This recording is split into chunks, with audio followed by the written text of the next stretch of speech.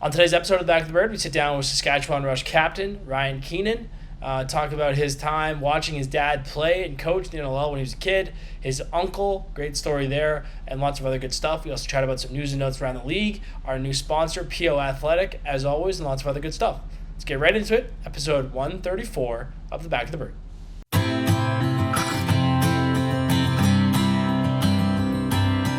Take your first ride and run, baby, run.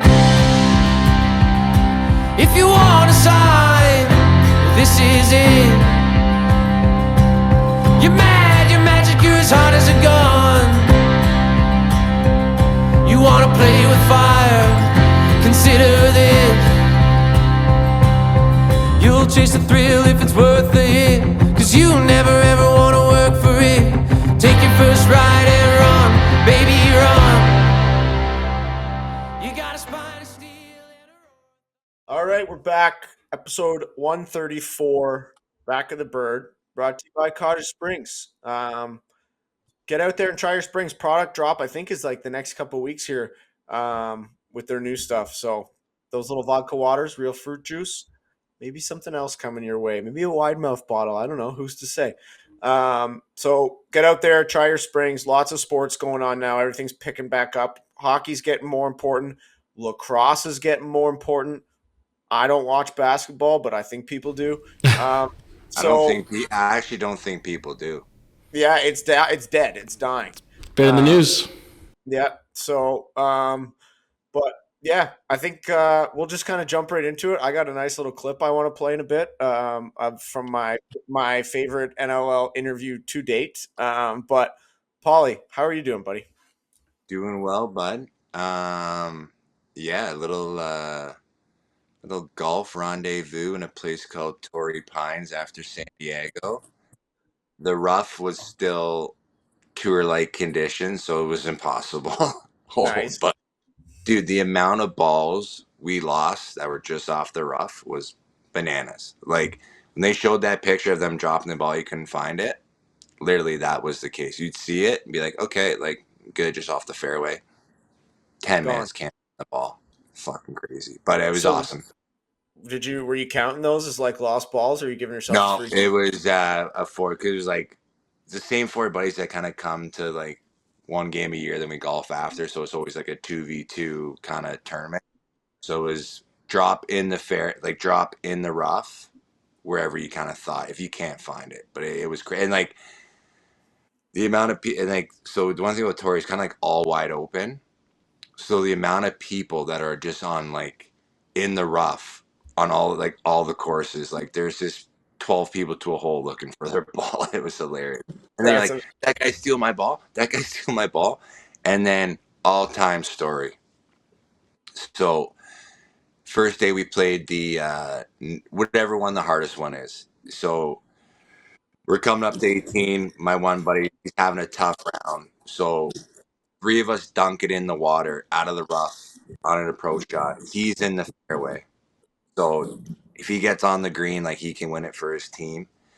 And so he's got like 130 yards in, whatever, easy pitching wedge. The other thing about Torrey Pines is a public park. So there's a lot of people just walking around. So we're all watching him. Hits it. It's going pretty right. Oh God, there's a guy walking. Is that gonna hit this guy? Then my buddy's like, we're like, no, like, oh shit, that's gonna hit him. It's gonna hit him. My buddy's like, four. And I'm like looking, I'm watching this guy. You see him take it in the back, and he's like, he kind of like scratches his back and just keeps walking. Like, oh my God, he just hit this guy in the back. Dude, I'm on the ground dying laughing. One of the funny, but so it rolls like back into like onto the green. If he didn't hit this guy, it was gonna go into like these villas. So it actually saved him. So then my buddy's and he's like kind of a nervous Nelly, so he's freaking out. Like, oh, he's like, I said 4. I'm like, dude, you're fine.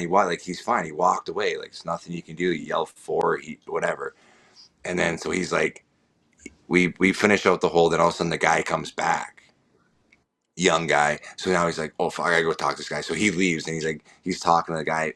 The 3 of us are just like pissing our pants laughing because he's like talking to this guy. And you see him like they're far away. You see the hand gestures, like my buddy like trying to explain himself, and then they like shake hands, and they're like, "What do you say?" He's like, "Oh, guy says it happens all the time." He's like, "Yeah, I shouldn't be walking." And he's like, "I had AirPods and I couldn't hear." He's like, "I didn't know what happened. I just like felt this thing in my back." And then he's like, my buddy's like, "Should I go give this guy like $20?" Like, what should I'm like, no, like you hit him in the back, he's fine. Like you said, it was okay. Just and I'm like, and you're lucky you hit him in the back because you would have been in somebody's fucking living room. Like Yeah. so, but it was all time, man, hilarious. And then one other, then we finished off playing in Trump, LA, because we flew at LA. Beautiful course, like right on the ocean is really nice, like almost nicer than Torrey, to be honest. But you walk into the clubhouse, turn around, what's right staring in the eyes? A nice like 8 foot by 10 foot photo of Donald Trump after he got shot in the ear, just hand up, like dude, it was amazing. That's great. That is fantastic. Yeah. So Unreal. it So was all in it was all in good. all, good trip though. Yeah, I know it was awesome, man. Like again, I don't know how more people don't live in that city. 25 degrees, like it's Just heaven, man. unreal. Yeah. Just never gets above 20. Rains twice a year. Yeah, it's unreal. I got a funny travel story too from this past weekend in Sass, so I'll save that for later. But just another all-time travel story. Love it. Donnie, what about you, buddy? Yeah, I'm good. Weird week last week. Back to podcasting this week. College lacrosse stuff. Back to normal. So excited about that. Tough one for us on the weekend. Coming off a good win for us in Colorado. So just trying to find consistency. Trying to find some wins, just like everybody else, and kind of have two teams at the top here and a couple teams at the bottom, and then a whole bunch of teams in the middle. So I think for fans of the league, it should be a pretty crazy race, and for us, just trying to keep competing, and we're not dead yet, so just trying to do what we can to stay alive. Beautiful. Danny, how you doing, buddy? We're doing all right. It's weird week too on our end. Grandma Aykroyd, my mom's mom, passed away after 97 fantastic years of life. All-time woman, man. You'll like so much sass on her, a little attitude. From the West Coast, left home at 16 to go to school. Then came to or went to Montreal, then to Lorne Park here, Variety Club Woman of the Year 1 year. Raised four boys, or sorry, three boys and my mom, and again was just kind of the backbone of the the family. So that was tough, but again it was she lived an awesome life. She saw some crazy things, and we were kind of joking about it, like she would have seen like Babe Ruth swing a baseball bat, and also like the Hawk Tuo girl start a podcast. So it's quite It's so funny. It's like people talk about like, well, I guess what am I, Gen X or a millennial? Am I a millennial? But you're talking about like I'm the last like person who like didn't have internet, then had internet or something like whatever, right? But it's like this person your grandma didn't have a fucking TV at some point. Yeah. Have like a camera, and then you say now like social media, like I can only imagine like if you try to go through the 97 years of her living, being like what do you think has happened in this 97 years would just be crazy, man. It's it's wild. It's a long time, but it's it was, I think for me it was a good reminder that when all is said and done, all you've got is the people around you, the people you love, and you don't lay down with the money you have or the car you drive or the job that you once did. So it's important to kind of maintain those relationships. That's my wisdom of the day. But speaking of, this is going to be a hell of a transition on wisdom of the day. I heard easily my favorite interview clip that I've heard, and I'm going to give this guy a hard time because I can joke with him, and I do joke with him. But I'm going to play this clip for you guys right now, just so you can all hear it in case you missed it. If the put that pressure on me, I don't think I'd be here, right? You play the sport to win a championship, and you want to be known as the best, you got to win. And to be able to get there, you got to go through everybody, and you got to have a good run in the playoffs. And just like hockey, a good goalie can change anything. A good goalie can change anything, Dauber. All-time clip, all-time feeling himself after that win. There's a part of me that's you got to respect the confidence, but I do love when there's a mic in front of that guy, because you have absolutely no idea what he's going to say, and I'm not even sure he does. But shout out to Dauber on that interview. That was a heck of a piece. But again, it's lacrosse-wise, man, it's been really fun to watch. Like I said, we talked about it before we didn't release this episode, but I was down in Florida, watched with a bunch of buddies, was walking guys through the game, and there's guys I went to High Point with I don't really watch. The one gripe I've got, we have to figure out an easier way to watch these games. These guys did not have ESPN Plus, so I had to get shout out Brad Gillies. Couldn't you do NLL Plus is good, dude. Didn't you sign up for NLL Plus? What is NLL Plus? Dude, it's the new streaming service. Yeah, it's all free, and it's free to sign up, and you just click on the game, boom, bang, go, done, dude. Free. Accidental ad for NLL Plus. Yeah, it's unreal. Works everywhere. It gives you the ESPN feed or then a TSN feed. It's unreal. So why? They announced it at the beginning. Remember, that was the one we've talked about this. We talked about this on the podcast, Dan. But why is it not more talked about that you can just fucking watch any game in our league for free? I don't know. It's on the website. I don't know. I think it's great. You're telling me I've been slaving away making these watch NLL Plus on NLL on TSN and ESPN Plus. Nobody wanted to tell me you could just watch on NLL TV. Or we told you, but I guess you forgot. I wasn't listening. We did a segment on this on the podcast. Anyways, back to not embarrassing Dan. Someone's on the punched up. Go get some NLL TV going and watch all the games because what a disaster. You can't screen mirror from ESPN Plus to a TV because it thinks you're trying to steal it or whatever. So yeah, that's why it's a bad product, and that's why I'm really proud of the product the NLL's put out there. So go get NLL TV or NLL Plus, whatever it's called, so you can watch your games because they are entertaining, man. Anyone you throw on, you never know what you're going to get. So speaking of that, we've got some news. Some change has come over the Toronto Rock organization. Rosie is no longer a member of the Rock. He's back to the beginning, traded with Tyler Hendricks. Let me see if I can remember this. To him and Tyler Hendricks over to Calgary for Robert Hudson and a pick. Maybe okay. first rounder in 2026. Yeah. And then, which is crazy, man. Again, he's kind of been the backbone of that team for a while.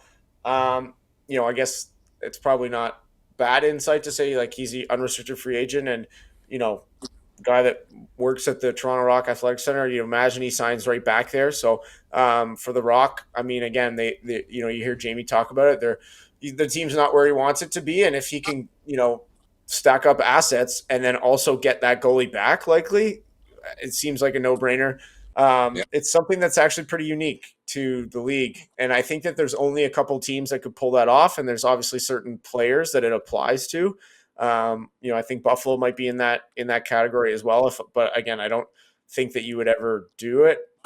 I don't know. It's just a very unique situation in the sense that, Rosie, pretty good chance Rosie's coming back. So then, obviously Donnie's team started playing ball a little bit in Shane Simpson going to Philly for Holden Catoni. What else did we have? And then Corbeil and Desneux to Philly for a first rounder. Which I thought was interesting. Again, I would never I'd never be able to be a GM in this league because I don't even know what a pick is valued at or what it means. But I thought it was light, but then again, it's you bring in that they're both unrestricted too. But if you're going by accolades, Desneux talk about one of the best defenders in the league. Corbs has been one of the better defenders in the league the past bunch of years. It's they only fetched one first rounder. Yeah. Yeah, you would think you'd get two. But or another pick or a player, another young player come back or something. But anyways. Yeah. And then also Kyle Jackson traded, I think, yesterday to Albany. Yeah, no, Saturday. Saturday. Was Yep. And that must have been a travel thing, I imagine.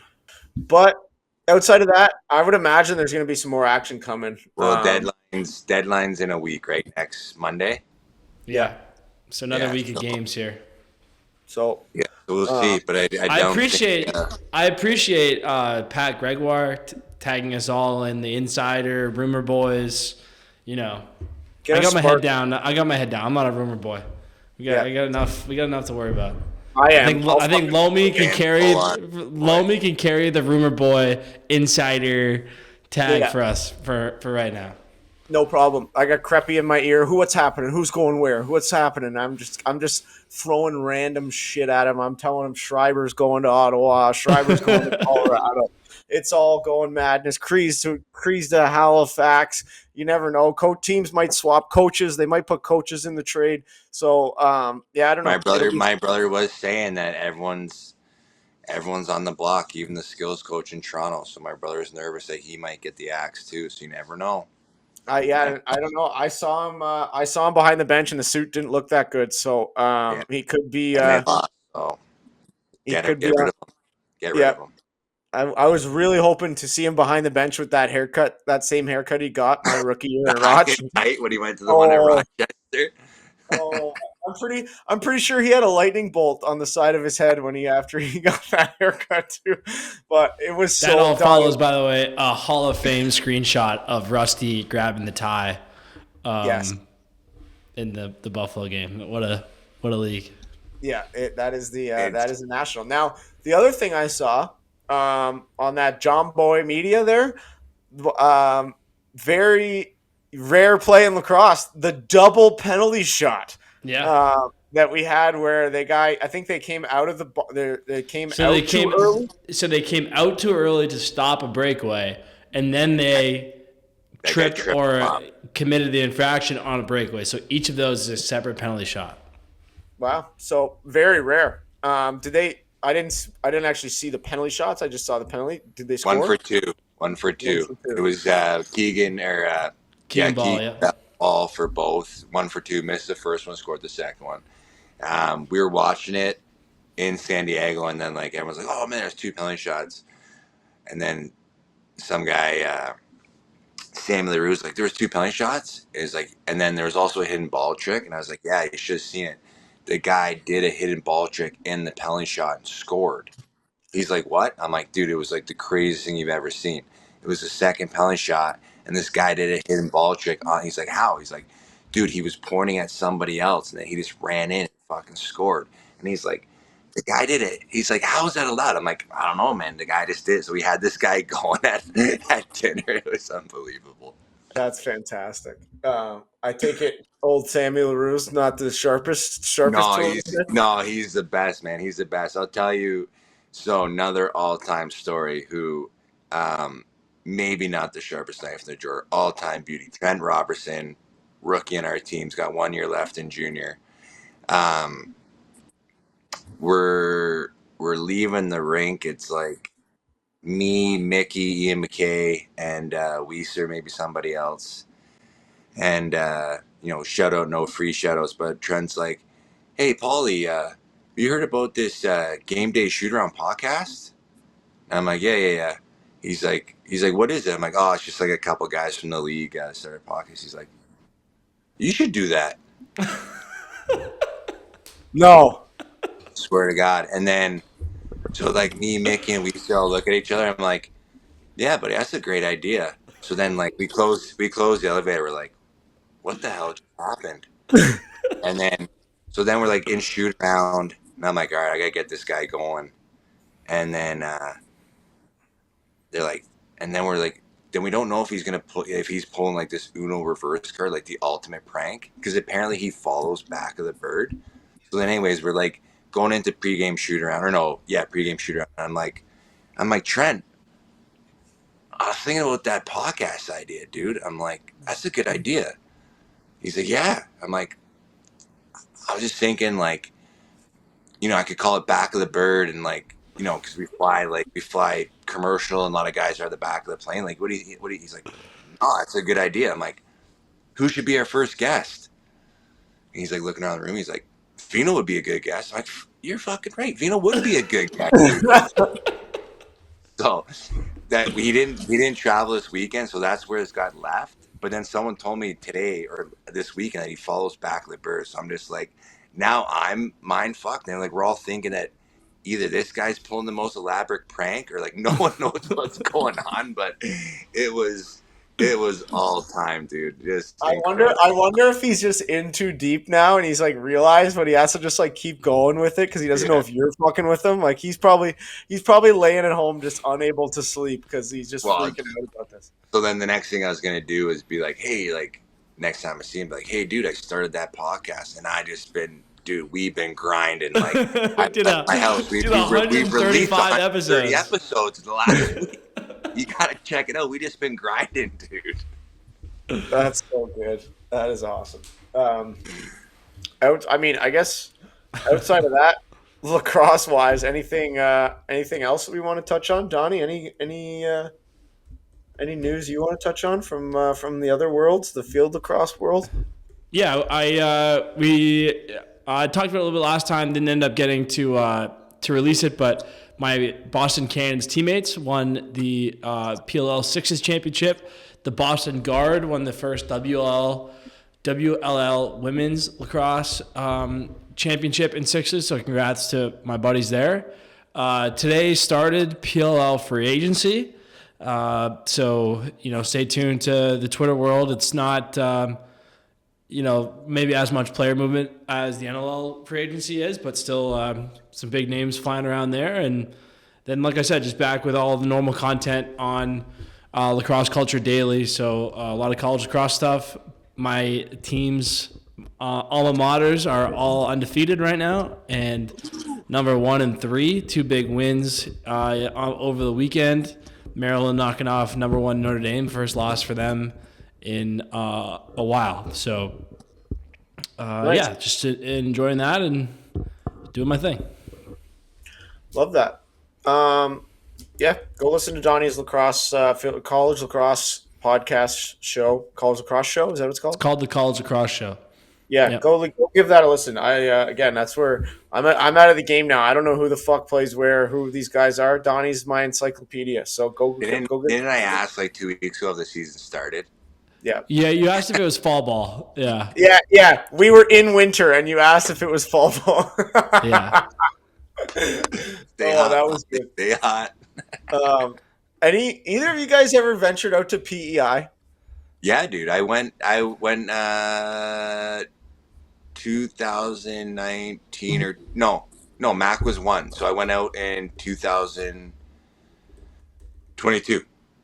I love it out there. I was out there for work last week. The nicest people you'll ever find. There was, a coworker of mine was, I think got sick from like seafood the morning of our meeting. We're driving to our meeting. So we pull over and they're like legit throwing up on the side of the road.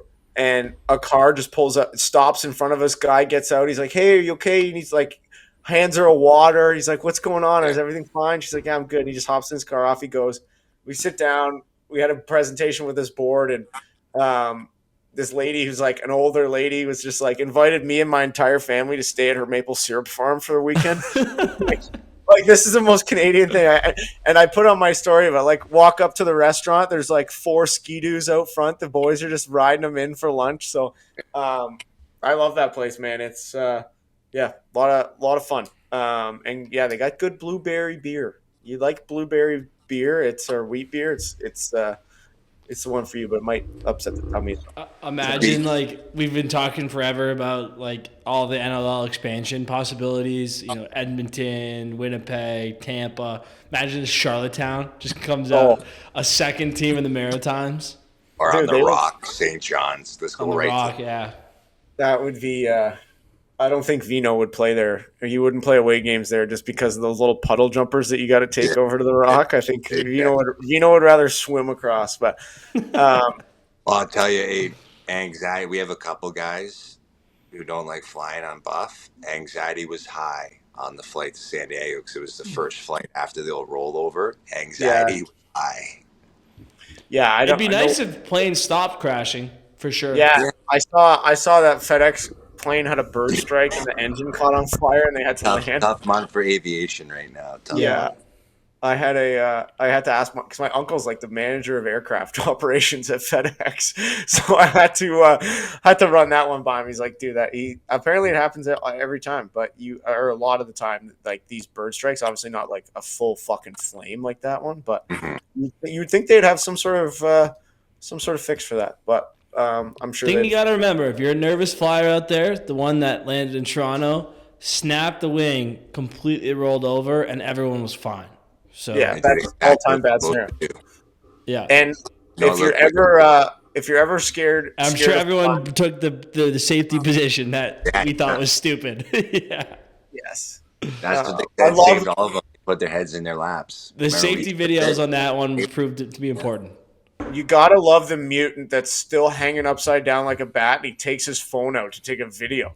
Like you're in a life or death scenario. He's like, "Gotta get a snap for the boys." Like, And the one thing in those videos, they're like, leave all your stuff. Don't take anything. You guys have to get out. Everyone's like, yeah, no, I'm Instagram live, man. I'm yeah, Instagram live. yeah.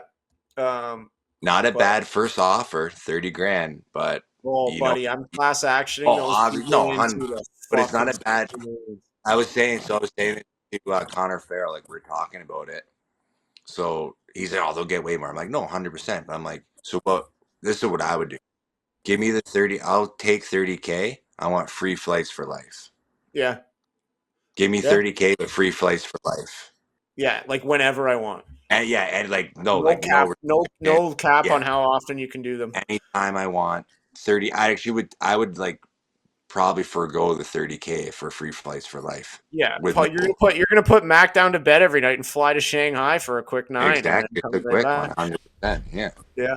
Yeah, I gotta find the article. I read an article a couple years ago, but this guy on Delta or United, one of the airlines, they did Oh, this thing where if you paid way back in the day. yeah, if you paid a certain amount of money, you could get you could get a lifetime pass. It's a lot of Yeah, money. I think it was United for like 200K or like 100K, and they're like been adding it. It was like a first class C2. This guy's, spent like $5 million on flights or something crazy. Yeah, I saw. Yeah, and he just flies for like enjoyment. Lunch. Like he just flies all the time. Yeah. He's going to Paris for lunch. Like it's completely insane. But yeah, outside of that, I don't know what else we want to touch on. Obviously, we've got a great interview with Ryan Keenan, captain of your Saskatchewan Rush here, which Donnie, PO Athletic. Yeah, so this interview is brought to you by PO Athletic, as they all are now. So PO Athletic is skincare for athletes. They have a daily exfoliating cleanser, a muscle recovery gel, athlete wipes, and the Power Stone Crystal deodorant. It's a great product. They work with a lot of elite athletes, Olympic athletes, Andre DeGrasse. Ever heard of them? And with code BOTB10, you get 10% off. We get a little bit too.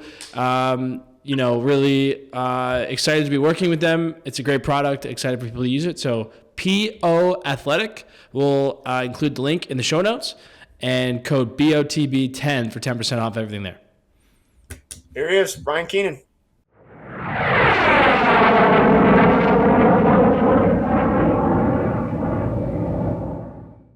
All right, this Oshawa native is currently the captain of the Saskatchewan Rush. He played minor lacrosse for the Whitby Warriors before winning the Minto Cup with the Warriors in junior. He attended Quinnipiac University before being drafted first overall in the 2016 NLL Draft. He was a member of the Rush 2018 title team and currently sits third in scoring for the franchise history since they moved to Saskatchewan. Welcome back to the Bird, Ryan Keenan. Thanks, fellas. Thanks for having me.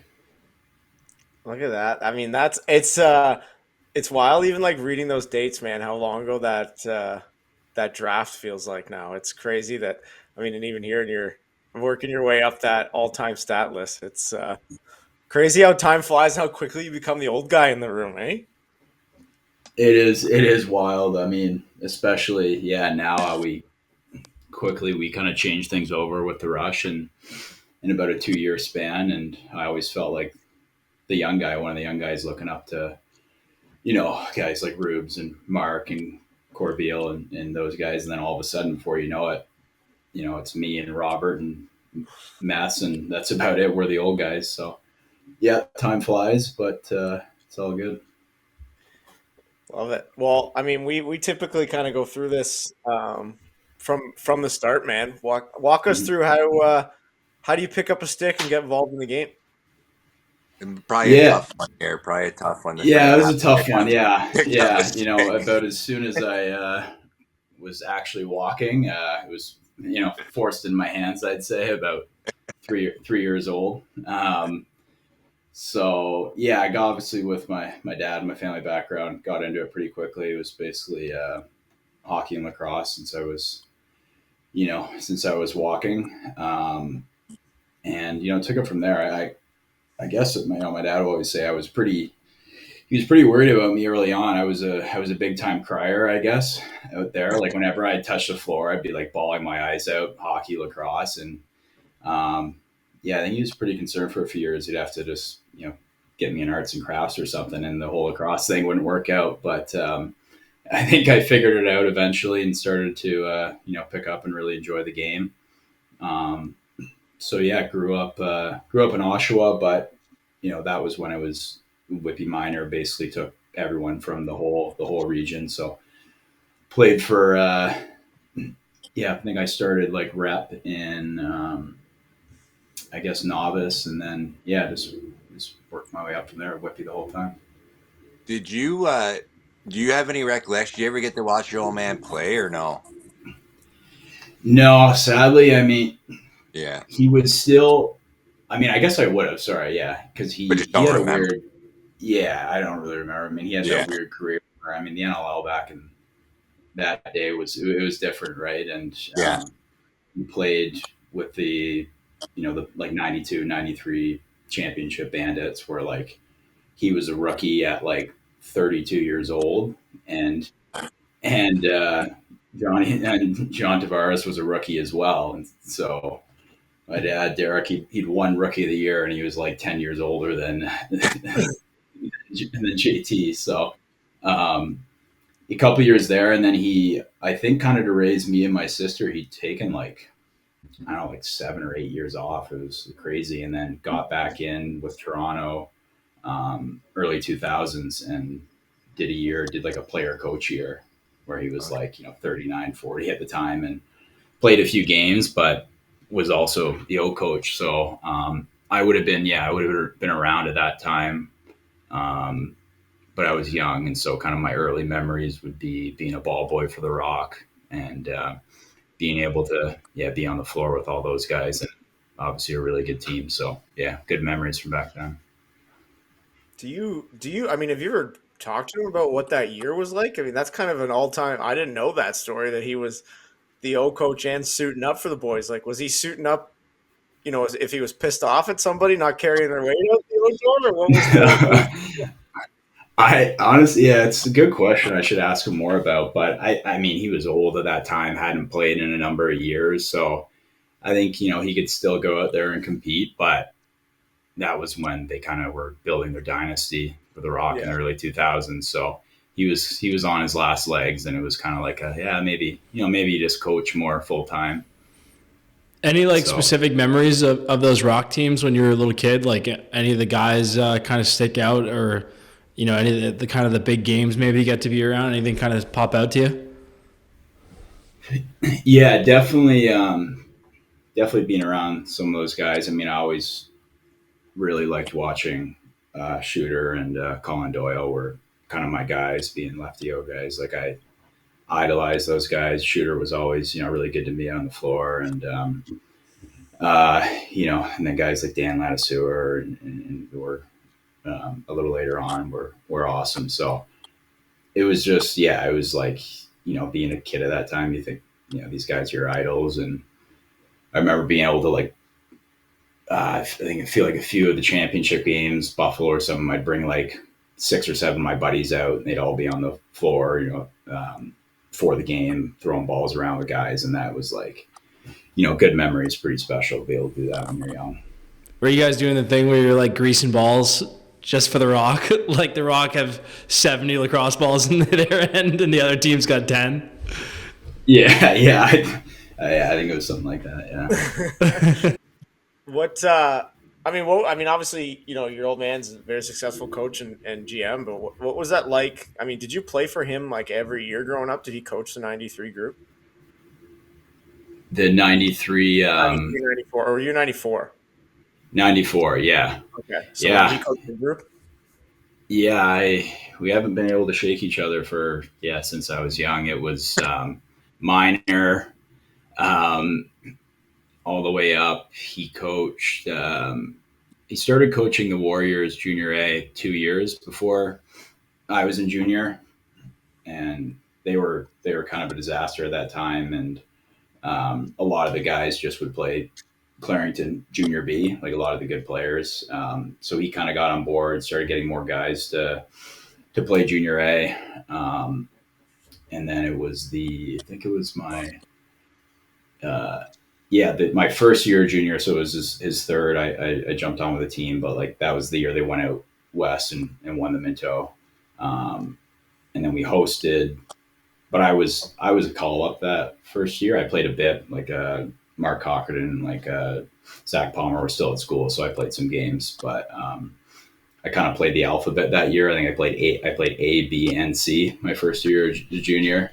I couldn't quite get an intermediate game in, but I played it all. And then second year is my first full year of junior A there, and so all 5 years with him, junior A.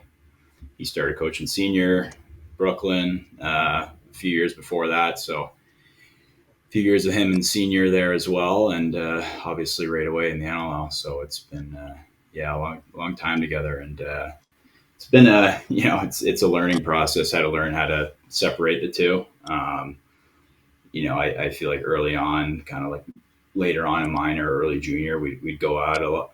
We'd go at it a good amount, like on the bench, and some FU matches and some and then you bring that stuff home, kind of thing. So it was just I had to learn to kind of mature and how to deal with the relationship, and we've both done a good job of just you show up every weekend now, and it's just coach, GM, player, and you keep everything else pretty separate. So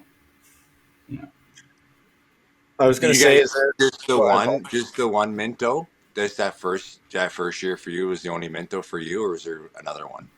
No, yeah. So 2011, when I played like most of the year, but then all these guys got back, so I didn't go out. I didn't go out west, so I didn't get that one. And then the next year we hosted in Whippy, but we didn't win. Like we weren't as good that year. And then 2013 was the one I won. Okay. Out in New West. Yeah. Okay, sweet. Yeah. Is there any vivid memories of just some tough, silent car rides home after maybe a couple of FU matches on the bench? Oh, it was just, I think more the silence was pretty tough. I don't know how well my dad. He can be a pretty intimidating guy, and even though I know him pretty well, he still can scare you a bit when you cross the line. And I realize, oh shit, yeah, I probably shouldn't have said that. I wasn't too bright. Yeah, seeing him up close and personal at Ocon's wedding, I kind of felt like I had to stay at like 20 meters away so he wouldn't. Yeah. Well, not sure if you were in that. A few of the guys were maybe feeling pretty good and decided to challenge him on a few things. And at Ocon's wedding, it almost got a little awkward there for a bit. But oh boy, I hope it wasn't me. Could have been, but it wasn't you. No, you were. We'll have to check. We'll have to text him on the side, see if it was you. Hopefully you're on the. I don't know if I've ever had delayed onset 5 months later anxiety, but it just no, you're good, Lomi. No, you're in the good. Oh yeah, that's good. But yeah, feel free to call them out by name if you remember. But you guys had a good group, obviously, growing up, right? Like I remember playing you guys and even from like a young age, Matt Hossack was just like even when he hadn't like grown into his body and his long pole was like 10 times longer than he was always hard to play against. And obviously like Shanksy's around, the same age. So what was it like kind of growing up with that group and, to see that many guys make it to pro?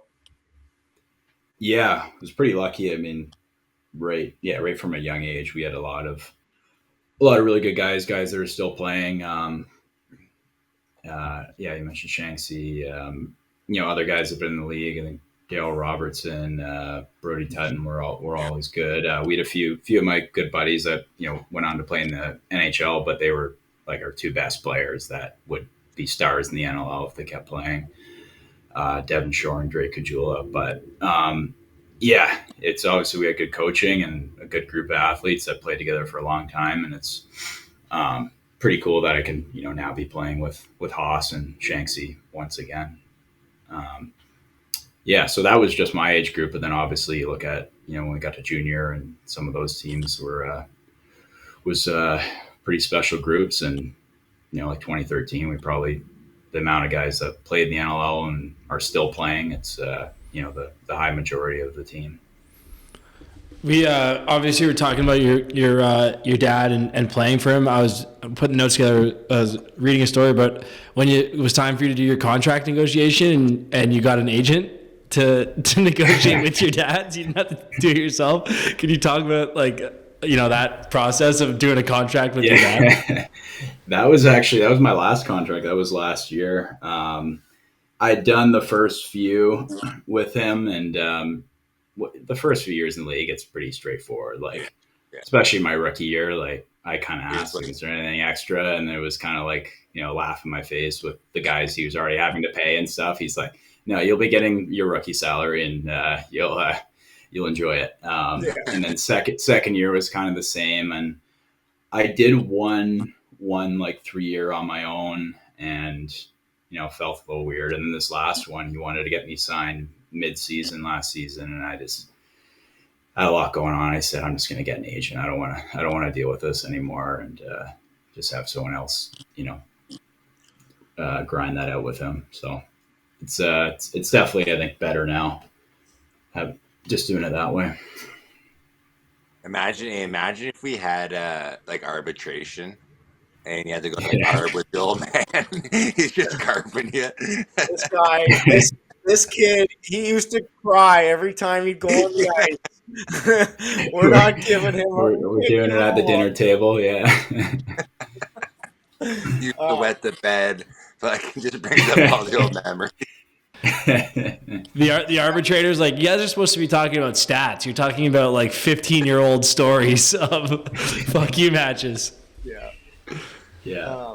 I mean, Donnie's got it in the notes here, but one of the craziest left sides you had. I mean, in junior, you got your, Mark, Shane, Cockerton. Obviously, we mentioned Riley too. Like, what was it like, having that much depth? And from kind of, the early stages of your junior A career, you must have kind of learned how to take on just like multiple roles instead of kind of being the main guy. Yeah, for sure. I think that helped a lot. Kind of moving into the NLL too. I think a lot of guys come in from some programs and they're the guys, right? They're used to only playing with the ball in their stick and all that. So I had to learn to kind of grind and play without the ball, play in the middle and get guys open. You mentioned all those guys like 2011 Minto when they won, like Ocon was playing defense, right? And he was like a 100, and after that was like 100 to 120 point guy every year in junior. So a lot of depth and was able to learn a lot. All guys who grew up in the same system too. That helped, especially getting into the NLL too, like playing under my dad and Jeff McComb. Their style of offense is very structured, very detailed. So a lot of guys you bring in from elsewhere, it's tough to adjust to that. But being able to play that already in junior was a big help. It's crazy. Mark Matthews, Shane Jackson, Cockerton, Zach Palmer, Ocon on defense, and you at home as a call-up. That was call-up. Yep. Yeah, crazy. Yeah. Yep. Crazy. Walk us through Walk us through how the whole recruiting process goes to get down to Quinnipiac. Yeah, that was a bit of a grind. I was never much of a field player whatsoever, but I did 2 years at the Hill. Grinded out there. Obviously, tons of talent around. I never really played a ton, honestly. I was an attackman, but again, wasn't great in field. I went into the summer after I graduated thinking I'm going to have to PG. Like I had a few offers that it didn't really work for my family, and I was looking for a little more financial help. So I was just going to grind it out. Went into the summer, like I'm going back to the Hill, talked to Brody, like, yep, I'll be back for a PG. And then I just went to I jumped on with a travel team in the summer and went to some tournament, I think down in Maryland, and had a really good tournament. Got noticed, and all happened pretty quickly. It was like Quinnipiac was on board fully. They want you in the fall. Did one visit in the summer. School was beautiful, but I didn't even go on an official visit and see what was going on. I had to rely on another Brampton guy, Dylan Webster, who was there, who told me about the school and all the good stuff about it. And so I kind of just took a chance. Didn't know too much about it. Thought, maybe try it a year, have a good year, and we'll see what happens. But ended up just loving it. Awesome school, not, obviously a top of the line program, but it's a beautiful place down there in Connecticut. Just ended up having a really tight group of guys that I'm still, very close with, a few of them just in my, my wedding party in the fall. And so it was, it was a good time down there. Not a great, again, not top of the line program, but we were pretty good, made it to the tournament in my last year and lost to Maryland. So, it was a good experience down there. And then, I was drafted right after I left. What do you remember being the hardest kind of part of the transition to? Because, and again, you kind of mentioned before the Hill, you hadn't played a ton of field. Did you just kind of struggle early on at Quinnipiac, just adjusting to act the structure of the game and kind of, at least when we were in school, the no shot clock and kind of that slow pace of it? Yeah. I didn't love the game, to be honest. And I grew up I played a decent amount of field, and at the Hill you play with mostly Canadian guys, but then go down to school and there was kind of two other Canadians, 2 or 3. So mostly American guys you got to adjust to. And my first year I didn't really play that much. I was like, fuck, I don't know if this is, for me kind of thing. And, so first year was kind of tough. And then I just, I don't know, I think everything kind of in my game in box as well, that off season, when I won in 2013 was kind of when I had my kind of breakout year in junior, and then started playing well in college as well. So I think I kind of turned a corner. Yeah. That, I don't know, 19 or so, 19 years old. Yeah. Who, outside of Webby, what other Canadians did you have down there? Webby is Jake M's, a guy from the island, Vancouver. He was a beauty. Played for Nanaimo for a number of years. Good dude. And then after that was kind of it. And then after me, they started bringing in a lot more. I kind of just try to help get guys from the Hill. And we brought in Foster Como, who was unreal down there. Adam Bellamy was a really good pull. Zach Riley Palmer, Zach's younger brother, is a really good pull. So started bringing quite a few Canadian guys. Did Foster ever? I remember, at least when I was in junior, finishing junior, he was kind of that next stud. Did he ever continue to play, or injuries or something? Dude, yeah, he was unreal. I think it was his concussions. Honestly, he was just, when you go home and play box, you get a concussion, and he just kind of kept piling up, and I think he just said he was done. But I got 1 year with him at Quinnipiac, and that was fun because it was basically, I think, halfway through the year when our offense was was brutal. I just told our coach, like, just put me and the Foster on a wing. Like, I was playing behind the net at this point, and if it was going in my right hand, I was passing with one hand. Like, Yeah. it was ridiculous. So we scored like 4 goals in a game, and I like kind of got into it with the coach after, like, just put me and Foster on a wing, let us just run a 2-man game, and that's all we did the rest of the year, and it was fun. That's great. Moving into kind of, I mean, post school, going into the NLL draft, like, what do you remember kind of about that, the summer kind of leading into it and about the whole process? And then maybe walk us through kind of draft day. I don't know. I mean, I don't know if we had, I guess, yeah, we have had first overall picks on here before, but I think that's obviously a pretty special thing. So walk us through that. Yeah, it was very special. It was weird leading up because, finishing school, I was thinking about the draft, but not at all thinking about, how high I'd go. I had no kind of idea really at that time that I'd be in that consideration first overall. And then one of those articles gets released, like the mock draft, and has me first. And it's kind of like, I don't know. That doesn't seem right. But, and I guess in the weeks leading up, that's, of course, I got to talk to my dad there, and he says, hey, like, let's talk seriously. Like, we're thinking about taking you first overall. And I really didn't want to, like, I didn't want that kind of pressure, that name on me with him. It was Sask picked first, and then Toronto had second, and we had third. So I'm like, if I'm really that high up there, like, you can grab me third. But I think Toronto, Jamie was interested in me too. So didn't want to lose me there at number 2. So I still wasn't, I didn't want that title.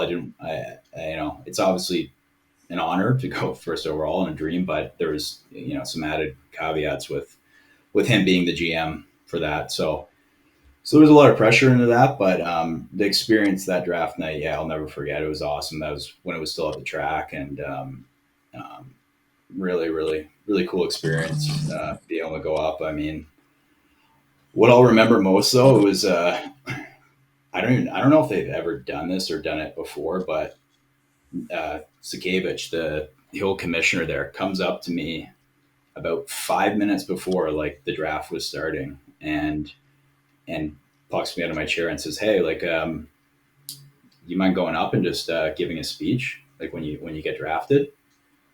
I was like, what? What do you mean? He's like, yeah, just talk for a few minutes, like, thank you everyone, talk about whatever you want. And, like, I'm, like, so nervous to begin with to go up and just, like, shake a hand and, like, do some interviews after. And he wants me to, like, go up, like, all these tables up in front, and minutes to think about what the hell I'm going to say. So it was nuts. I think I fumbled words for a few seconds, and then he was able to, get something out.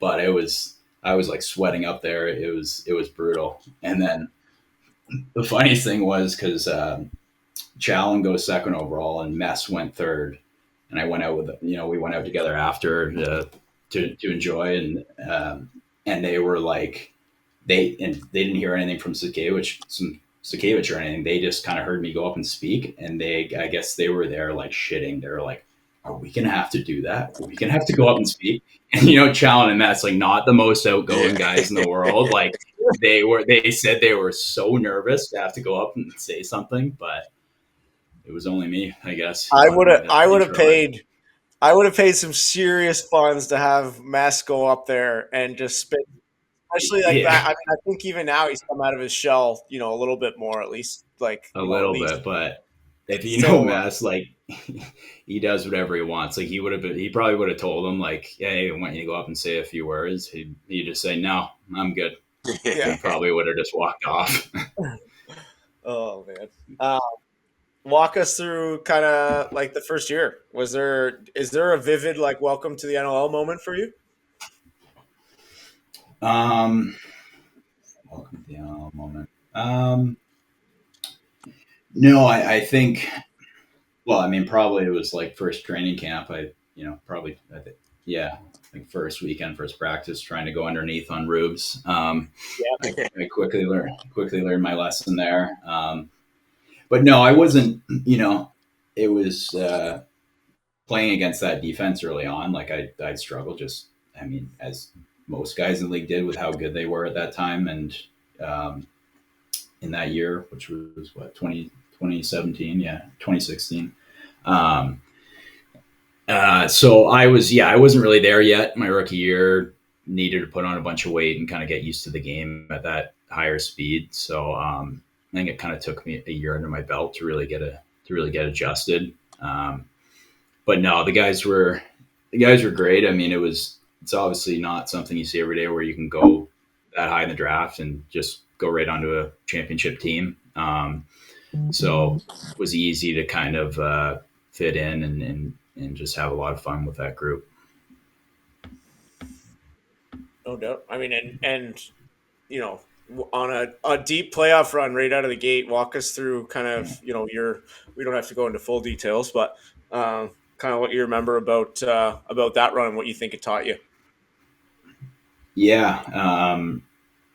That was that was awesome. That was back when another thing I didn't mention was getting your first taste of the NL, like playing actually it was the first exhibition game, was my first like real game, was when we were doing games at Sask when we played Calgary. And it was when Frankie, Giuliano, and Bold fought at center floor. And there was like Benny Mack and Church were into it. Like there was like all five guys fighting, and then Frankie and Pauly went at it at center floor. And this was when like it was an exhibition game, but like most of the barn was completely packed, and that was my first real taste of the NLL. I'm like, is this like what it's like every game? This is nuts.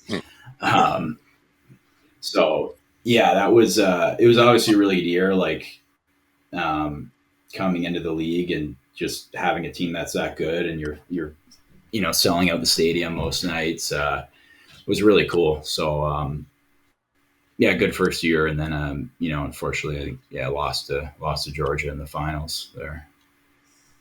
But then that second year, is that when you guys beat us, Rush, that second year?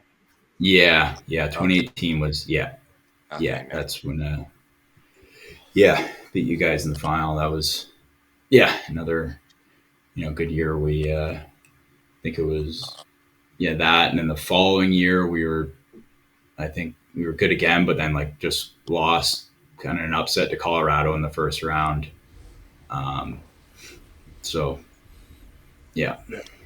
That 2018 team, one of the better teams ever. I was just again looking at it today, plus 60 goals differential, 14-4.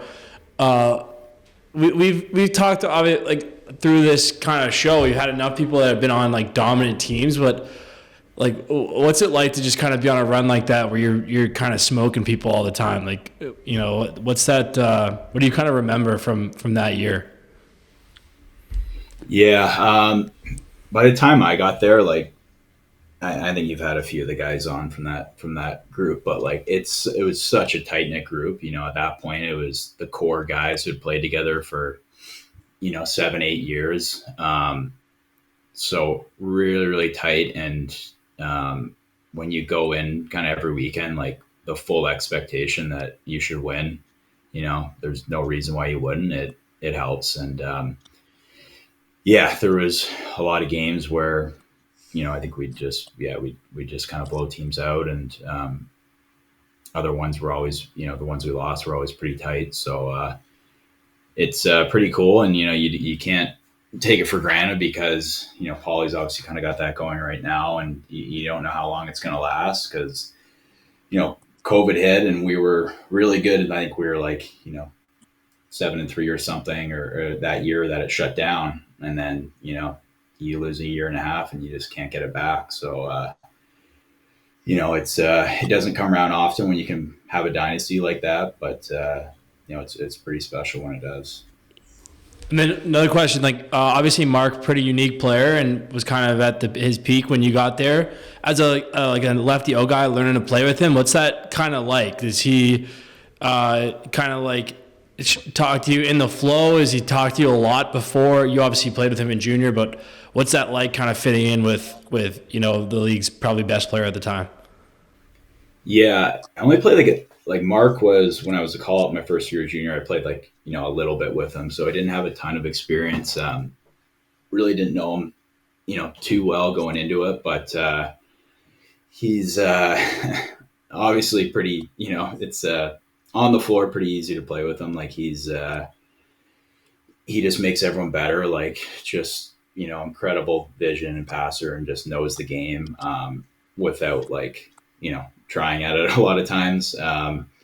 So that was definitely like early in my career was learning a lot and how to get him open, create space for him. And it would obviously help me too. Cause if I was, found a seam in the middle, it was in your stick before, you were even ready for it. And it was right in your stick on the doorstep. He was just that kind of vision and that kind of player. So, yeah, I learned a lot from him, on the floor. Never a guy who's going to be, yelling at guys calling the plays, but just, when it comes down to it, like he knew where to be. He knew every play like the back of his hand. Like he just had he has a real good sense for the game. And then, then the second year we became roommates and became really good buddies, from after that. That's a lot on the floor talk. What did you learn from him off the floor? There's what not to do. No, I should. Yeah, I don't know how much I can say, but we had a lot of fun for a few years there. Guy's a married man, Lomi. He's a married man. Did you live there? Did you live in Sask? No, unfortunately, I never did. I was stupid and went back to school to get my MBA, and then which is kind of the year I do, and then just kind of started working right away. So. Yeah, I would have loved to do like kind of at least a year out there, but at that time, no one was really living in the market, and now we've got like 7 or 8 guys living there again. So, you kind of touched on it, like the COVID hits, and things start to kind of change a little bit in Sask. One of those things that changed is you moving into being the captain of the team. What was that process like for you? Like, was that kind of you mentioned kind of getting caught off guard, getting taken first overall. Was that something you were ready for to step up and kind of be the captain, or did it, was that something that caught you off guard as well initially?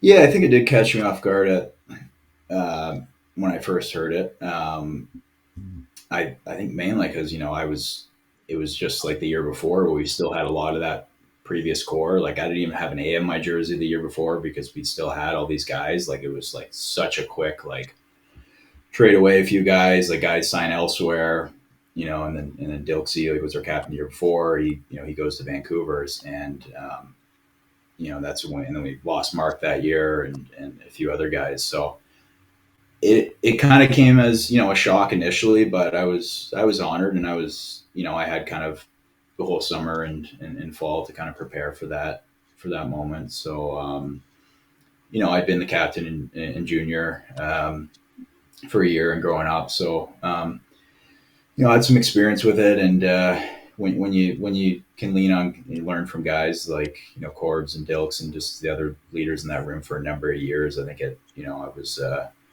helped. And I think it also helped having such a young group, like new guys to kind of help mold, a new group. There was not a lot of older guys with competing personalities and stuff that you got to contend with. Like it was kind of like, guys just trying to find their way. And, all these guys were just drafted second year, a few third years. And then it was like me, Church and Mess, who were, the older guys. So it, it took some time to get used to that role and to adjust, especially, not having to do really any of that, beforehand, but I enjoyed it, embraced it, and I'm continuing to enjoy it now.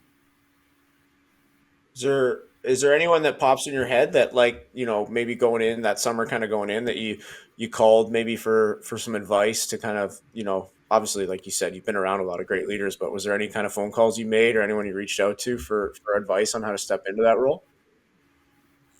Um, no one really within lacrosse. Like I said, I just learned, I think, a lot from the previous guys and how to work the room. But mainly, I've always, being a captain and leader as I was younger, like I'm not a guy who's going to give, huge speeches and everything. And, all that. I just kind of try and lead by example and say the right things at the right time and make sure you mean it. And I think the biggest thing I learned from you guys is being able to talk to guys one-on-one, like, develop relationships. And that's something I've really tried to, focus on with this group is taking the time to, sit with the newest rookie and just get to know them and chat with guys and know what's going on with their lives. And I found, that kind of goes a long way, a lot more than just giving, big speeches during the weekend. So I think developing relationships and just finding ways to make it, a tight knit group is what's been important to me. Moving into, you talked about it, it's kind of been like, changing a tide, but it feels like maybe it feels different when you're, involved in it for a couple of years there, but at least from like a third party perspective, it feels like you guys have turned the page pretty quickly and hit the reset button into, another great team that seems to have gotten younger and, but again, kind of built on like a similar foundation that you guys have been built on before. Like what's it been like to be a part of the reset and start to see some, success happening this year? Yeah, it's been a lot of fun, man. Last year you could really kind of feel the energy shifting after, 3 pretty tough years when you have that standard that you set all the years before. It was really tough. Those last 2 years. And then last year, we finished 8-10 again, but you could really feel like something was kind of building with these young guys. And, I think we're a pretty confident group coming into this year that we could be a lot better. I don't know if we would have thought we'd put it together maybe this quickly, and there's still obviously, a long way to go. But yeah, I've heard people kind of make some comparisons to that early Rush group, with the athleticism on D and everything, and some of the young guys on O. So we'll see. It's a long way to go, but it's a fun group, man. It's Churchy and I laugh all the time, but all these young guys, like with their, like they got their own like fucking language now. Like it's crazy. Like I'm not even 31 yet, but I just feel so old hanging around some of these kids with like their, their drip and their like, their all their freaking their lingo for everything. So it's fun to kind of blend all that together. I love that, but doesn't get easier, bud. Don't worry. Just wait. Yeah, I was gonna say, well, I can't even imagine what it was hilarious, you, man. but... After the game, we were laughing because we went for a bite to eat just at Hudson's, but like, it's kind of like it's like a nightclub, but you can eat there or whatever. And then we got the one guy, Lucas Nielsen. He's 20 years old. So me and Vina were laughing. We're like, yeah, your uncles are taking you out. And I was like, Niels, how old are you? He's like, oh, I'm 20. I'm like, dude, my oldest niece is 19. Like, I actually could be your uncle right now. Yeah. That's crazy. Yeah. I know. I think our backup goalie's 19 still, Kaiser. Yeah, like he's still good. Yeah, it's nuts when you see like these like 03s and 04s in the league. It's hilarious. Donnie's shaking it over his head. What are you like? I'm a 98. 98. Yeah. I was in college for a while, so yeah, I guess. Yeah, I'm a little older than when I was a rookie in Panther City. I was 25, and the other 2 rookies with me were Goche and Push, who were both 20. So when we bought beers for the locker room, I had to buy them in the States because that's the only one. That's the only one that could do it. But yeah, Donnie was trying to take your dad's record as Rookie of the Year. Yeah,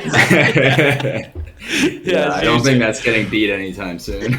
Yeah, I was the only guy that could rent a car before I won Rookie of the Year. Did you? I see it all the time on social media. It's grown on me. But what was your first reaction playing on the spicy lime green turf there? I don't know. I didn't think too much of it. I think until like I watch film. Yeah. Like when you're on the floor, like you don't. I feel like you didn't notice it that much. It was more like it softened up a bit, but it was like really sharp at the beginning. It Yeah, was it like, was. Yeah. I might actually have to be one of these like leg sleeve guys, but Yeah. never, Talking about the never. drip. Yeah, no, I haven't done it, but no. Then I watched the film, like, wow, that is really bright, and I don't know how it all went down. Like, I think there might have been like a slight mistake made, but at that point, like it's in there and it's paid for. Like nothing's gonna change. So yeah, we've just kind of gotten used to it. Well, you got saved by another turf coming into the league at the same time that was a lot worse. So I think, Yes, yeah, that is true. Yeah, I don't think that- anyone that- has a big issue that- with yours. That helped our cause. Yeah. Donnie's got this in the notes here. Is your uncle's Joe Newendike? Yep. Yep. I mean, that's a pretty cool thing. Walk us through like any kind of memories you've got from him, and I mean from him playing, or obviously known to more so people in the lacrosse world, but a heck of a lacrosse player too. Yeah, a lot of good memories. I was, thankfully, it's my mom's brother, and we were always quite close as a family growing up. And he lived all over playing in the NHL, but we'd travel out quite a bit to playoff games, and he played a few years in Toronto, which is awesome to be able to go to a lot of those games and go to his house all the time, living in Oakville. But yeah, like I think a lot of the best ones I was too young to remember, but like what was it, 99 when the Stars won in that like triple OT, like Yeah, in Buffalo. Buffalo, the no goal. Yeah. I was at the game, and like I was young. I guess like I'd fallen asleep by like the second overtime or whatever. But obviously a crazy game in the league history. And then my mom, like, she wanted to go down to the room. Like I guess the guys just like stayed in the room, like the rest of the night into the morning, just party. And she wanted to be with the guys and her brother and party. So like she just tossed me in a corner, I guess, like to sleep in the locker room. And I was passed out while like the entire team's, drinking out of the cup and, till like 8 a.m. But That's amazing. yeah. So that was good. But probably the coolest that I, remember a lot more was going to the O2 Olympics. I was there staying in Olympic Village in Salt Lake with my family, and that whole experience was awesome. Like just going to all the games, seeing other events, but then winning gold there was incredible. Like I just, remember we'd have like barbecues in Olympic Village. It'd be all the players, then like Walter Gretzky be working the grill like for you, and like would have a conversation with me like as a kid just because he was the nicest guy in the world and just awesome. So yeah, I was pretty lucky to grow up around that and have Joe as close in the family, and we're still close. So yeah, it's good. That's wild. I didn't. I mean, the Olympic Village is a pretty crazy story, man. To be able to take all that in as a kid, that's a pretty unique experience. Yeah, for sure. No, it was awesome. But then his brother's Gil, right? Yeah. And he's in the Lacrosse Hall of Fame, like, so he was legit too, right? Oh yeah, Gil was unreal. Yeah, like he could have played in the NLL, just got a job instead, but he was like an incredible junior player. Their oldest brother Rick was really good. He was more of like a stay-at-home D guy. So a lot of quite a pretty good lacrosse family there. And then they were all winning Mintos for Whippy, and then playing against my dad, who was on the Oshawa Green Gales at the time, and beating him every year in the playoffs. So that's kind of how in that community my dad met my mom. Okay, that's cool. Yeah. So I mean, we've had you for a while here, but we'll kind of go through. We've got like a little, couple rapid fire questions to finish it off. First one, I'm kind of going off the cuff here. What do you remember about your first NLL goal? First NLL goal. Yeah, I actually remember it. I was low. I went to set an up pick, but kind of curled and set instead, slipped middle, and Mark, as he did, just kind of like fed me as soon as I turned, and fake far side, went short side in tight. Do you still have the ball? Uh, I don't think so. I've moved so many times now. I've lost all this shit. Does anyone? I don't Does think I have the anyone? ball. Does anyone out there have like a good display for the lacrosse balls? That's a good question. Like I don't. Does anyone really have them displayed anywhere? I don't think so. You gotta be, man. You gotta be like on point with that stuff. I was telling my brother the other day. It's a funny story. Like when my dad kept a couple things, and then I was like looking through a junk drawer, and I like found this lacrosse ball, and I like picked it up. It was like my brother's like 800th point ball or something like that. It's just like so, and I'm like, "Hey, do you want this?" He's like, "No." So he's still just sitting in like a junk drawer with like coffee grinds and stuff. Like, There's Yeah, got to be I don't. some people out there that's I'm got. not. I'm not.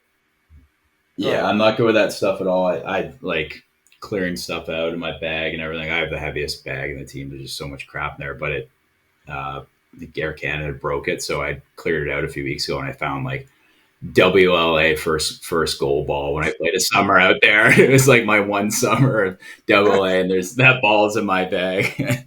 So that's maybe the one I still have around. Paul, you should Who tell was Brock. that? You should tell Brocky about the 800 goal ball. He'll sell it on sideline I swap. was Try gonna- I was Yeah. to make a buck off it. Yeah. Who'd you score? Who was their first goal against? Do you remember the goalie? I actually don't remember that. No. I got it here. Let's see. Brody McDonald or Mike Poulin. They both played. Let's see. It would have been Pauly. Yeah, it was Pauly. Yeah, Poulin. There you go. You remember Brody? He's like 6'9", dude. He was humongous. Yeah, I'd went like short side high, and it would have been over Pauly because I was probably not getting over Brody McDonald. For equipment wise, are you like? Do you use old stuff and just like add pads to it, or is there like a piece of gear you've had forever, or you kind of just like roll the calendar over, get some new stuff? Yeah, I'm pretty old. Like there's a certain, I have to get them every like 2 years, but there's a certain elbow pad I like Under Armour that they haven't made in a long time, and so I just our trainer Mark Bray has like a few left stashed away in Sask that he can give me every few years. My chest protector is falling apart. I've probably had it 12 years. Yeah, mostly just new shoes, new gloves, but I keep everything else for a long time. Yeah. And jersey number. What's the inspiration behind that? So 15 was, well, I'd always kind of actually wanted to be, my uncle Joe's 25 his whole NHL career. And that was, I just growing up, he was 25. So I wanted that, but I was one of those teams where we only went up to like 20 or whatever. So I picked 15 instead. Right. And I think I learned after that my dad had worn 15 in junior, but 45. Oh.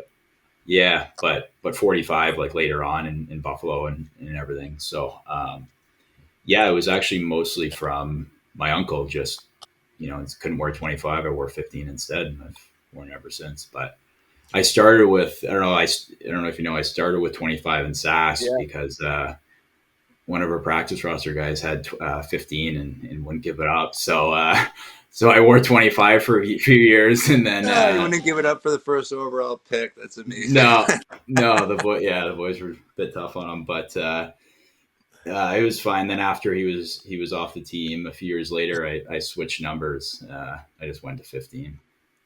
That's amazing. Just holding on to it. Like that's a one-way ticket to getting ejected from the team too. It was like, all right, well, you know what?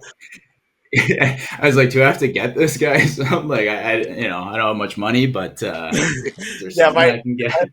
That 9307 rookie year is not going to be able to get you a nice little prize. But No. You guys see Juan Soto, the Mets guy? He took whatever number he wears, 22, and to buy it off the guy, he bought him a car Yeah, I saw to buy the number. Yeah. little different. A little different. Yeah. Guys are getting each other Rolexes and stuff like that, or taking like whole families on like, all-inclusive trips. Yeah, we're just maybe get a Chipotle burrito if you're lucky. No, if you don't give it up, you just get cut. You're just gone. Maybe the prawn crunch rolls from Cactus Club. We can't do an entree, but maybe the appetizer. Yeah. Last one. I've got it sitting right here.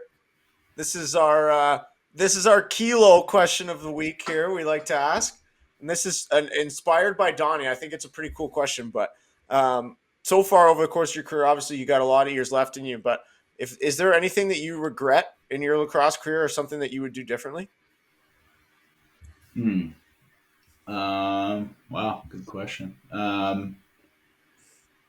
It's, I wouldn't say regret. I think maybe like a year or two, I would have maybe put the other career on hold, just be able to, fully live in the market, just focus on lacrosse. I look back and, I think, maybe, I still could have had my other career and done all that and still had that time to go all in and, be around live in the city and play lacrosse full time for a few years. But, that's what it is. You got to start, making money outside of the league right away. And so I wouldn't say regret, but I look back at some of these young guys on our team now, like, man, you guys live the life. Like I give everything to just be able to, hang around the rink and, go train with my buddies every day and do a few appearances and just, just be right in the market all the time. Yeah. Pauly, did you ever do that? Yeah. I lived in Boston for 2 years. Oh, right. Yeah. So that was I was a little bit different because I went to Canadian University, but same thing. So I did 1 full year of traveling because I guess that was my second year of university, but I traveled doing the 8-hour trips there and back to San Jose, and then got traded to Boston, and that's when a bunch of guys lived down there. So I was like, man, I'm taking second semester off, and then it was the best. And I took the next year. Do you remember where you lived in Boston? Yeah. So it was we had 10 guys living in Boston. It was unreal. Yeah, I was just curious. I live there now. Oh, you live there now? Where you live? Yeah, I live in East Boston. Okay, so 5 minutes from the airport. Okay, so first year we lived right in the north end, literally. Nice. Yeah, no one from that team's around anymore. So we had right beside the garden, pretty much, right? Yeah, so we had a house and 3 apartments. So the house was literally still there. It's probably condemned, but it was it was a 5-story, but 10 feet wide by 5 stories high, and it was literally on the causeway. So you walk across the causeway and you're at the rink, and then the rest of the apartments were scattered in the north end. So that was unreal, right by Faneuil Hall. And then the second year we had a house divided into 2 apartments out in Brighton, so right by BU. Yeah. But man, you live in Boston. Yeah, Boston. How it was different because I was single and 25, but that's one of my favorite cities, man. It's so nice. Yeah, it's awesome. Oh man, yeah, being there in the north end too, the food, the restaurants there too would have been incredible. Yeah, it was crazy. Yeah, it was awesome. Nice. Love it. Well, Donnie or Pauly, you guys got anything else for Keensy here? No, man. Best of luck rest of the season, dude. And thanks for coming on, man. It's awesome. Yeah, thanks, too. man. Thanks for having me on, boys. Thanks, buddy. Appreciate it.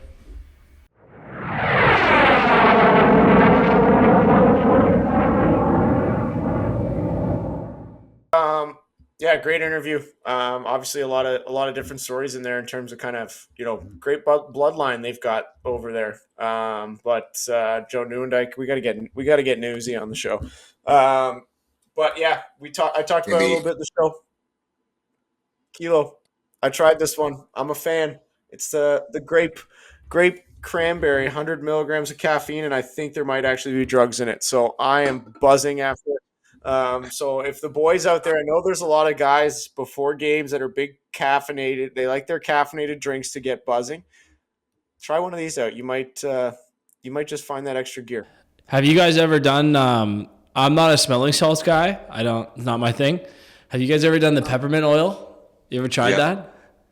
Dory You've tried. was Dory was part of the old doTERRA snake oil pyramid scheme. So Yeah. Okay. we still have so much essential oils, but I was doing it. I had a little travel thing. I was bringing a diffuser on the road. I was putting in the lavender at night, but I would do it under the nose. It's nice. It's But nice.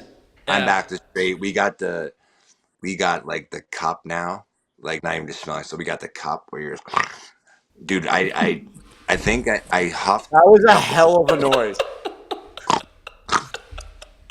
It's also I'm not gonna say it, dude. Like That like you just queefed out of your mouth. 3 games ago, or longer, it doesn't matter. But I took a big huff, but I must have like breathed back into it. Some of it got in my eye, dude. Like some of the powder. That's not great. That wasn't great, but still gets you going. But anyway, What are smelling salts made out of? ammonia. Ammonia. Yeah. So, did I ever tell you guys this story of like when we remember there was the shortage of them not long ago? Probably like just maybe Remember just when we were sponsored by them? Yeah, Billy's. Fuck you, Billy's. Really? Yeah, buddy. we charged him a pretty good chunk of money for one ad read. Never heard. I think they might have gone Sorry, went bankrupt. under. Yeah. But there was a shortage of them, so our trainer like took the ammonium or ammonia, whatever it is, and put it into a water bottle, Yeah. and then mixed it with a bit of water, and like that stuff is like not good, and taped the water bottle and put a cap on it so guys could like take the cap off and smell it. Pre-game in New York, we're passing it around the room, and like Laddie's giving his speech before the game. It gets to Noseworthy. He thinks it's fucking salts to drink, and he opens it and takes a sip, and like legit had to run out of the room. Like he swallowed some of it, so his tongue and his throat were burnt for the whole game. Like could barely breathe.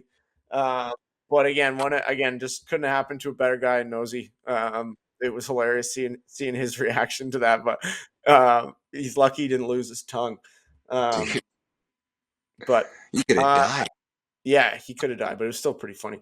He also still has probably one of my favorite moments in a locker room on Nosy. He's a big dude, and he's walking out of the shower, towel on, goes to sit in his stall.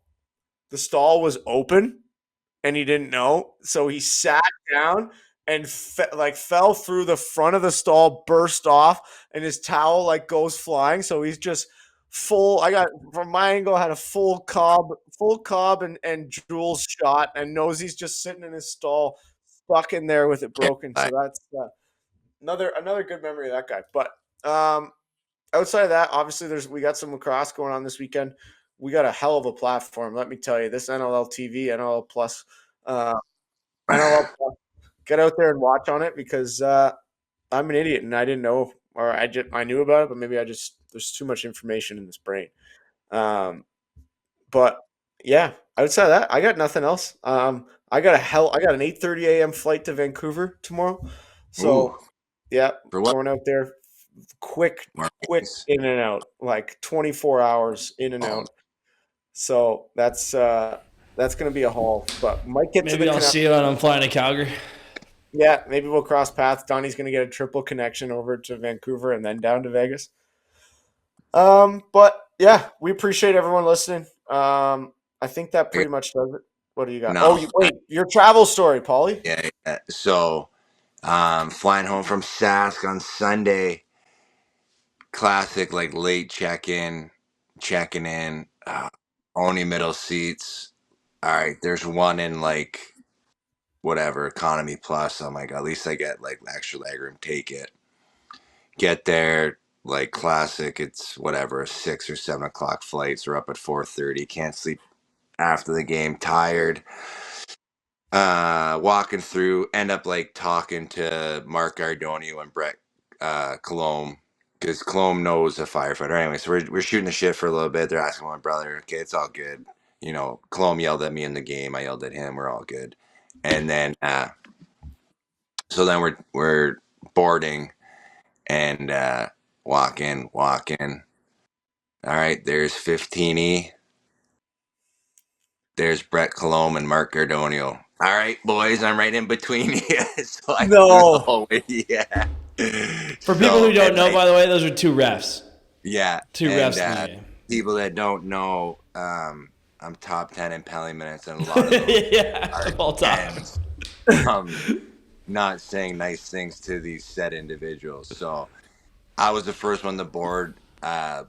So we're dying laughing. Like, this is so funny. And like I said, I'm like, we should take a selfie. And they're like, yeah, we should. But then I felt like I was too big of a loser to do it. But I thought it would have been hilarious. But then like everyone's walking on and everyone's just dying laughing, like seeing us three sitting there. Like, couldn't happen to a better guy. But so that You was should the, have that had was them. the You fun. should have had them put their ref shirts on and sit beside you. That would have been good. Just sitting in the sin bin. But They're yeah, like air marshals. Probably got escorted all the way home for yeah, what he yeah. said. Hannibal Lecter in the straitjacket in the plane. Yeah. Is there anything else you guys wanted to touch on this week before we let everyone go? This is a good episode. Chop up. I was okay. I got two more things. You brought up they're both funny. So you brought up a ski-doo in PEI, Yeah. right? Yes, I can't wait to hear how this relates to hockey with the Blades. No. So when I got my number retired, I came onto the ice in a ski. No. So we had that giant snowstorm like 3 weeks back, right? So anyways, a buddy of mine lives like around the corner, has a ski-doo. So we're inside screwing around. All of a sudden, he's out front on the street. Like, the streets are all covered in snow. He's buzzing around the city of Burlington on his ski-doo.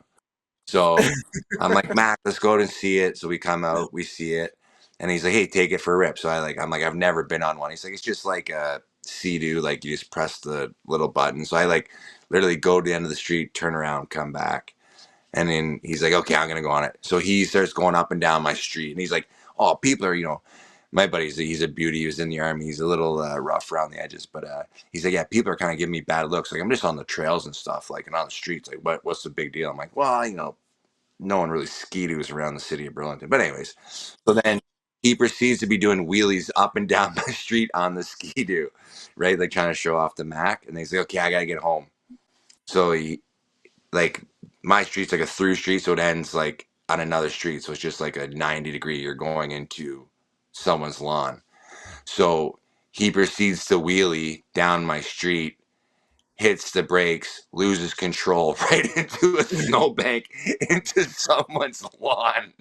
The Sea-Doo or Ski-Doo is directly vertical. He's on it, dude.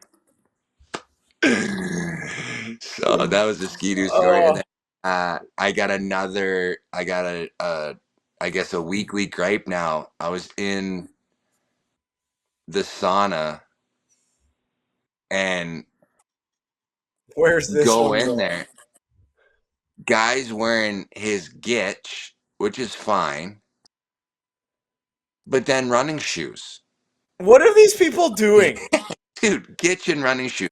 Like, I'd rather you go in like the full garb before the workout. And we were in there for like 20 minutes. This guy's wearing his running, and he came in and out twice with Gitch and running shoes on and socks. Oh, I'm like, dude, what is going on here? that's Anyways, too much. That's too much. I tell you I did my first I think I texted. yeah, I don't know if I talked to them. I did my first other ship trip. What a place. I'll be back. I'll be back. It's he's gonna do one. But it's yeah, it's quite the place to do a little towel dance there. They throw these little snowballs that have scents uh, onto the little coals. So it's a hell of a place. Their ice baths are cold as shit though. Like, yeah, real it's ones. yeah, like and they got the jet going through it, and then they fill it with So it's ice. always cold, yeah. So it like doesn't ever you can't develop that thermal layer. Yeah, exactly. That's what I was thinking. Thermal layer. Wow. Holy Yeah. smoke!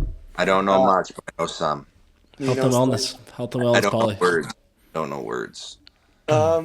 Well, I think that pretty much does it for us. Whatever, Canada won the Four Nations. We're not for sale. Canada's not for sale. And it's no longer the 51st state. The U.S. is the 11th province. Um, so yeah, it seems like everything's pretty calm down there. Nothing to report. I'm supposed to go on a work trip to New York City, and I think it's getting canceled because the client doesn't want to support the U.S. So that's an interesting thing. Um, but not to get into politics as we get into politics. We appreciate you guys listening. Lacrosse unifies both countries. Anything else before we wrap it up, boys? All good. All right. Nada. We'll talk to you next week. See ya.